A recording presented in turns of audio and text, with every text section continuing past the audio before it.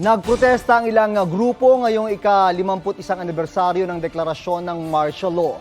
Never again! Never again! Never again to martial law! Nakaitim ang mga ralista sa liwasang Bonifacio na simboloan nila ng madilim at malagim na yugto ng bansa. Git nila tila nabubuhay pa rin ang bansa noong 1972 kung kailan idideklara ang batas militar.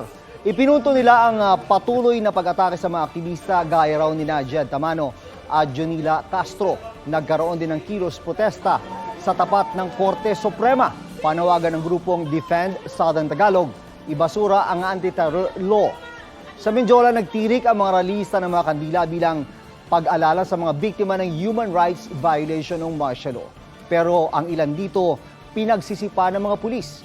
Sinubukan ng GMA Integrated News na kuna ng pahayag ang Malacanang. Pero sabi ng palasyo, wala silang ilalabas na pahayag.